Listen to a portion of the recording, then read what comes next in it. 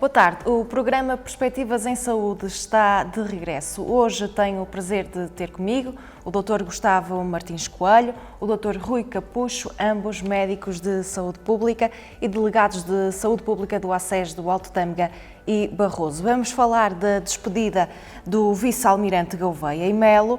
Ora, Dr. Gustavo, começo por si. Acha que este foi o momento ideal para despedir depois de ter estado a coordenar o plano de vacinação contra a Covid-19? Boa tarde. Acho que sim, acho que o vice-almirante Gouveia e Melo, de facto, fez aquilo que se calhar mais gente devia fazer. Chegou, fez o que tinha a fazer e despediu-se. Naturalmente, eu acho que é importante neste momento em que estamos a fazer o balanço daquilo que foi a campanha de vacinação contra a Covid-19, também relembrar Francisco Ramos, que deu início ao processo, liderou, aliás, a Task Force durante a fase de planeamento e durante os 2 primeiros meses da execução desse plano. Naturalmente, o vice-almirante já fazia parte da Task Force, mas Francisco Ramos teve aí um papel e acabou por ser substituído a meio do processo devido a vários casos de vacinação indevida que foram surgindo e foram sendo noticiados e foram gerando alguma polémica, um dos quais no próprio hospital de cujo Conselho de Administração Francisco Ramos faz parte, e foi exatamente esse que o levou a pedir a admissão ao fim de 2 meses após a sua nomeação. E o vice-almirante, como eu dizia, tem a noção de que não é um homem providencial, portanto, era um homem com uma missão, cumpriu essa missão e, portanto, saiu de cena. E fica-lhe muito bem essa humildade e esse saber fazer.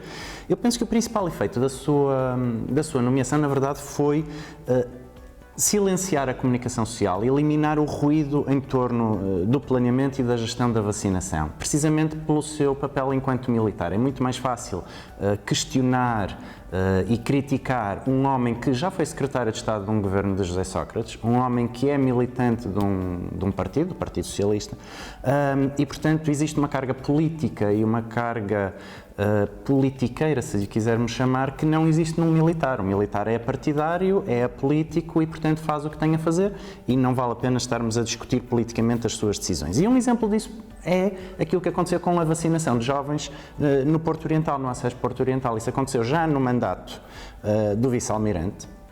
Não foi diferente, eu diria até que se calhar foi um pouco maior em termos de magnitude e por essa razão até mais grave do que os primeiros casos que vieram à baila durante o consulado de Francisco Ramos e inclusivamente levou à admissão da diretora executiva do ACES Porto Oriental, e não houve nem metade da celeuma que se gerou em torno dos casos que foram surgindo durante a gestão de Francisco Ramos. E queria também destacar o papel do Serviço Nacional de Saúde. O SNS, de facto, esteve à altura e o próprio vice-almirante referiu isso numa das suas intervenções a propósito da sua despedida, que de facto não é um homem que faz as coisas, é uma grande equipa, e nesse aspecto os enfermeiros do SNS administram à volta de 500 mil doses de vacinas do Programa Nacional de Vacinação, portanto as vacinas que todas as crianças e jovens recebem, portanto 500 mil doses por mês no país inteiro. E de repente foram chamados a dar 16 milhões de doses em 9 meses. E é claro que isso é um esforço brutal e que só foi possível ser conduzido com tanto sucesso devido à larguíssima experiência que os nossos enfermeiros já tinham, os nossos médicos, e sobretudo à sua força de vontade e à sua abnegação. E, portanto, acho que isso também é de destacar neste momento de despedida do vice-almirante Gouveia e Melo. Acha que se Francisco Ramos não se tivesse demitido, que o papel dele seria semelhante ao que o vice-almirante Gouveia e Melo fez? Eu creio que o papel teria sido semelhante, com mais dificuldade pelas razões que eu já elenquei. E, portanto, nesse aspecto eu acho que foi bom ele ter sido substituído, porque trouxe uma cara nova, se calhar com menos carga, e isso permitiu agilizar muitas coisas que de outra maneira se calhar teriam empancado em engrenagens e em decisões mais políticas. Portanto, houve um processo de despolitização desta tarefa, e isso acho que foi importante. Muito bem. Dr. Rui Capucho, Que importância é que teve o vice-almirante Gouveia Melo e a sua equipa? Nesta perspectiva que o Dr. Gustavo estava a dizer, de despolitização, foi importantíssimo e essencial para o bom desempenho da missão que ele tinha para desempenhar. Nós em Portugal temos uma grande dificuldade de separar governo de Estado.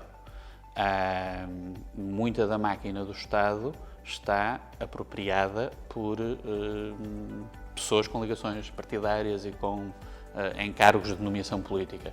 E, portanto, as decisões são muitas vezes geridas politicamente com implementações diferentes consoante o sítio onde as coisas ocorrem. E, havendo uma politização das vários níveis de hierarquia do Estado, é muito mais fácil fazer com que as decisões locais se dê o jeitinho, se meta uma cunha, se consiga arranjar uma vacina para um familiar, etc, etc, coisa que com a máquina do almirante Gouveia Melo isso não foi aceito e imediatamente foi resolvido. Esta questão, por exemplo, da diretora executiva do Porto Oriental, não tenho grandes dúvidas que se ainda tivéssemos Francisco Ramos a gerir o processo, este assunto não era resolvido de um dia para o outro e iria ficar em banho-maria enquanto se visse se a comunicação social ia continuar a fazer pressão ou não. Com o Gouveia Melo houve um problema grave, é preciso haver responsabilização, essa responsabilização foi feita imediatamente e, portanto, conseguiu rapidamente calar o alarme social que estava a ser criado à volta disso. Do ponto de vista de dedicação dos nossos profissionais do SNS, lembrar que nós estamos há 1 ano e meio com esta pandemia e que estes profissionais, que no caso da vacinação são, acima de tudo, os nossos enfermeiros, são pessoas que não têm férias e folgas há muito tempo. E, portanto, é preciso também olhar para a saúde destes profissionais, porque estamos a levar toda a gente ao limite. Acha que Gouveia Melo poderá ser uma opção para mais tarde, para outro tipo de situação? Eu acho que a opção de utilizar o recurso do Exército ficou bem demonstrado que pode ser útil em muitas situações. Principalmente em situações de catástrofe, de emergências nacionais, que o Covid veio a ser batizado como tal. E, portanto, fazia sentido fazermos o envolvimento do Exército na resolução deste problema. Passamos agora para o segundo tema, tempo frio e infecções respiratórias após a Covid-19. Apesar de estarmos ainda com temperaturas até agradáveis, convém falar também deste tempo frio que aí vem, que o inverno também se aproxima. Que regras é que deviam ter sido aprendidas com a Covid-19? Poderão ser importantes nesta fase? Neste processo deste último ano e meio, eu gostava que muitas lições tivessem sido aprendidas com a pandemia de Covid, que nos irá dar muitas vantagens na gestão das infecções respiratórias daqui para a frente. Infelizmente, aquilo que nos temos apercebido não é propriamente que as aprendizagens tenham sido tão bem aprendidas como isso.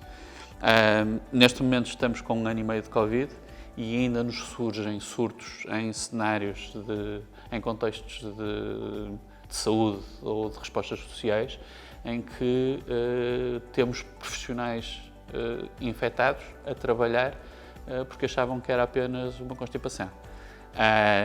Uma das coisas que eu achava que íamos conseguir aprender com esta pandemia de Covid é que profissional doente não vai trabalhar, principalmente em contextos de saúde ou em contextos de resposta a grupos vulneráveis, lares e afins. Nós conseguimos introduzir, com a questão de Covid, muitas regras de prevenção de infecção, da utilização de máscaras, da substituição de luvas regularmente, etc. Que isso acho que vai ficar para o futuro e que vamos conseguir ter menos transmissão de outras infecções respiratórias durante o mês de inverno. Acho que as pessoas também perceberam as vantagens da utilização de máscaras quando têm a sintomatologia, mas o passo que nós tínhamos que dar e que ainda não demos é que pessoas com sintomatologia respiratória não devem ir trabalhar, porque senão estão a infectar outras pessoas. Isto tem a ver com uma realidade que vivemos em Portugal, em que a maior parte das empresas e maior parte do setor público dimensiona as suas equipas para o trabalho a 100%, ou seja, falando no nosso contexto de saúde, nós empregamos o número de médicos, o número de enfermeiros, de acordo com o número de utentes, sem pensar em ter profissionais a mais, no fundo, que estejam preparados para as faltas, para as férias, para os períodos de formação, etc., dos profissionais que já lá estão. Isso acontece naturalmente, não é? Nós devíamos ter um planeamento em que os nossos recursos humanos de base não deviam estar puxados aos 100%, para que quando exista uma necessidade superior, consigamos lidar com essa necessidade superior. Isto faz com que, como temos as equipas esticadas ao máximo, quando alguém está doente, não vai querer automaticamente faltar ao trabalho, porque sabe que vai sobrecarregar os seus colegas, ou sabe que aquilo que faz não vai ser substituído por ninguém e, portanto, evita faltar e vai doente trabalhar e vai transmitir a sua doença aos seus colegas ou aos seus clientes doentes, o que quer que seja, aumentando a dimensão do problema. Muito bem. Dr. Gustavo, pontos positivos e negativos que aprendemos com a pandemia? Eu acho que a pandemia mudou, está a mudar e vai mudar muita coisa, e não tínhamos dúvidas que o mundo, em muitos aspectos, e não só no domínio da saúde, não vai ser o mesmo no pós-pandemia. E algumas das coisas, é verdade, algumas mudanças foram para pior, e acho que também devemos falar disso. E, por exemplo, uma das coisas que mudou para muito pior, particularmente em Portugal, foi a proliferação de movimentos negacionistas. O negacionismo existe desde que existe ciência, mas de facto, e no mundo inteiro é, apesar de tudo, marginal, ou seja, não afeta a maioria da população, mas cresceu e está a crescer por causa da Covid-19. E temos movimentos negacionistas que negam a própria doença, temos movimentos negacionistas que negam a utilidade das máscaras, temos movimentos negacionistas que negam a utilidade das vacinas, portanto temos movimentos negacionistas para todos os gostos e é preciso lidar com esses movimentos, é preciso esclarecer as pessoas e essa é uma das mudanças que a Covid trouxe e que provavelmente irá continuar e só se irá agravar. Uma outra mudança que aconteceu durante a Covid e que eu espero que não fique para o futuro é uma relação mais fluida com o direito à reserva da vida privada e o direito à confidencialidade na relação médico-doente. De facto, a Covid gerou nas pessoas e nos próprios profissionais do setor da saúde a necessidade de saber coisas que não têm direito nem faz sentido que saibam. Um exemplo, por exemplo, é os profissionais que fazem o transporte de doentes quererem saber se aquela pessoa tem ou não Covid ou se é um caso suspeito de Covid ou não. E isto começou a acontecer no início da pandemia e continua a acontecer hoje e eu espero que deixe de acontecer no futuro, porque ninguém tem o direito de saber qual é a doença que me leva a estar num hospital ou a ser transportado a um hospital. Nem sequer o profissional que está a fazer esse transporte. Portanto, em última instância, o que esse profissional deve assumir é o pior dos casos e preparar-se em termos de equipamentos de proteção individual para esse cenário. Não pode perguntar ao médico ou ao enfermeiro que solicita o transporte se aquela pessoa é ou não um caso suspeito de Covid para decidir se vai de máscara e luvas ou não. Isso é inaceitável. E temos outras situações, mesmo os próprios serviços públicos, na admissão de trabalhadores, as universidades, na admissão de estudantes, requererem a realização de testes Covid. não, quer dizer, não, do ponto de vista da saúde pública faz relativamente pouco sentido e do ponto de vista do direito à reserva de vida privada podem e devem, naturalmente, solicitar um atestado médico de aptidão, mas esse atestado médico é um atestado geral em que a pessoa se encontra livre de doença infecciosa que a impeça de frequentar. Não é especificamente perguntar se aquela pessoa tem Covid ou não. Depois, por outro lado, em termos sociais, e eu já falei disso aqui numa outra crónica, o medo e a desconfiança do próximo. E, portanto, aliás, cada vez mais, a utilização de máscara está associada a um receio de que a pessoa com quem estamos, naquele momento, possa ser um veículo de contágio. E, portanto, esse medo e essa desconfiança são feridas sociais que vão levar algum tempo a sarar. E, naturalmente, o impacto na economia. Não é? O desemprego, apesar de tudo, não subiu tanto quanto seria de esperar pelo impacto que a Covid teve, muito por ação do Estado português e dos Estados em termos gerais, a nível mundial, intervenção no financiamento exatamente, o impacto na inflação. Estamos neste momento a ver a inflação a subir e não sabemos ainda muito bem como é que os bancos centrais vão lidar com isso e que medidas irão tomar para combater a inflação, e a escassez de matérias-primas, nomeadamente numa fase inicial falou-se muito da crise dos semicondutores, nos atrasos na produção de automóveis que dependiam desses semicondutores, que levaram, por exemplo, a que os automóveis usados se tornassem mais caros do que os automóveis novos, fruto da procura. Neste momento estamos a falar da escassez das reservas de gás natural na Europa, que levam ao aumento do preço, e com o inverno isso vai ser um problema sério, porque vai alargar e aumentar muito o número de pessoas que caem debaixo da pobreza energética, ou seja, a incapacidade de aquecerem as suas casas por falta de dinheiro para pagarem a energia necessária para esse aquecimento, e, portanto, tudo isto são consequências negativas da pandemia. Mas também há mudanças que eu espero que sejam para melhor e, sobretudo, que perdurem. E o Dr. Rui Capucho já falou de algumas delas. Eu gostava de falar da lavagem das mãos. Espero que fique o hábito. Apesar de tudo, nós já não estávamos mal antes da pandemia. Em 2015, a WIN Gallup International fez uma sondagem em 64 países sobre os hábitos de lavagem das mãos, e Portugal estava em 15º, o que não é uma má classificação. Pode significar que somos mais mentirosos do que os outros, mas, apesar de tudo, não é uma má classificação, e, de facto, lavar as mãos ficar na cabeça das pessoas e na nossa cultura, que lavar as mãos é um gesto simples que previne doenças. A segunda coisa, a utilização de máscara, quando se tem sintomas de doença respiratória, portanto, tosse, espirros, não é só o ficar em casa é importante, mas também é importante que, mesmo em casa, utilizemos a máscara. E, portanto, são 2-3 dias, a maioria das constipações e das gripes duram 2-3 dias, são 2-3 dias em que andamos de máscara. Não é tanto como temos andado ultimamente, e com isso prevenimos um montão de doenças. E uma alteração cultural que era importante que acontecesse, de facto, nas empresas e no setor público, da baixa médica como instrumento de proteção tripla. Não só da pessoa doente, a baixa médica permite ao doente descansar, repousar e recuperar mais depressa. E isso acaba por ser bom para a própria empresa, que, em vez de ficar com aquele trabalhador a trabalhar, não sei, a 50% ou a 80% durante 1 ou 2 semanas, porque anda sempre mal disposto, não é? Fica sem aquele trabalhador 2 dias, mas depois tem-no de volta rapidamente a 100%. Mas, para além disso, é um instrumento de proteção dos colegas de trabalho, aquilo que dizia o Dr. Rui, porque os colegas de trabalho não são contagiados por aquela pessoa que ficou em casa.